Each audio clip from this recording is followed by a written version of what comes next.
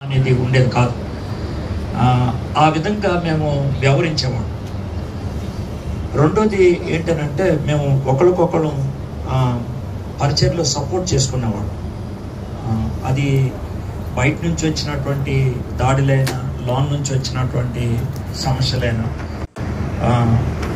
కలిసి మాట్లాడుకొని చేసేవాళ్ళం. ఇతరుల నుంచి నేర్చుకోవటం కూడా మాకు ఇష్టంగా ఉండేది. ఫ్రాన్సిస్ గారు అని ఒక ఆయన ఉండేవారు వేటపాలెం దగ్గర. ఆయన చాలా సాంస్కృతిక విషయాలు, సంస్కృతం విషయంలో చాలా పండితుడు, హిందూ వేదాల్లో చాలా పండితుడు. కేవలం నేర్చుకోవాలని ఆయన మేము నంబర్ తీసుకొచ్చి 2-3 రోజులు పెట్టి కూర్చొని ఆయన మేము ప్రశ్నలు అడుగుతూ ఉంటే ఆయన ఇచ్చినటువంటి జవాబుల్ని తర్వాత పుస్తకంగా ముద్రించాం.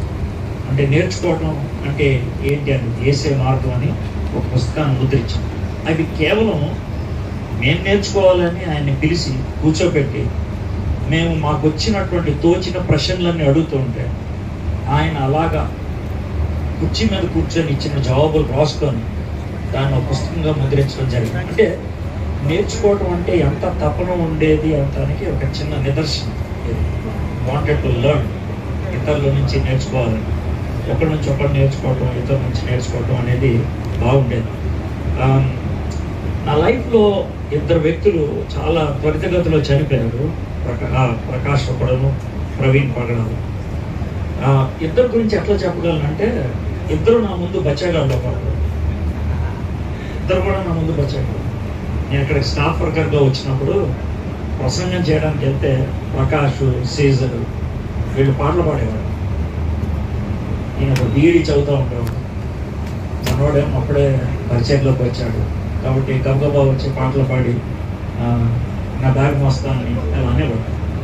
అయితే ఆ స్థాయిలోంచి ఏ స్థాయికి వచ్చేసాడంటే ప్రకాష్ ముఖ్యంగా ఒక 5-6 ఏళ్ళు అయ్యేటప్పటికీ నాకేమన్నా డౌట్ ఉంటే ప్రకాష్ని అడిగే స్థాయికి వచ్చాడు. చాలా బోల్డ్గా మాట్లాడు, ప్రకాష్ నాకు ఈ అంశం గురించి ఎట్లా చెప్తే బాగుంటుంది అని తను అడిగి తెలుసు. అంటే చాలా క్విక్గా రైజ్ అయినటువంటి వ్యక్తులు. ప్రవీణ్ పగడాలు అలాగే, ప్రకాష్ కూడా అలాగే. ఒక voice, Christian voice for Telugu states వీళ్ళు ఉన్నారు. ఎందుకో దేవుడు వీళ్ళిద్దరిని ఒకే టైం ఫ్రేమ్లో తీసుకున్నారు. వీళ్ళు పని ముగించారు, వెళ్ళిపోయారు. అంటే ఇక్కడ చాలామంది యవనస్తులు ఉన్నారు కాబట్టి I want to put before you a challenge. Challenge ఏంటి అని అంటే కనుక, వీళ్ళు మీకు తెలుసో తెలియదు, క్రైస్తవేతర మాటలు చెప్పే వాళ్ళకి ధీటైన జవాబు ఇచ్చేటువంటి స్ట్రాంగ్ వాయిస్. మీరు ఒప్పుకున్న లేకపోతే they are very strong voice.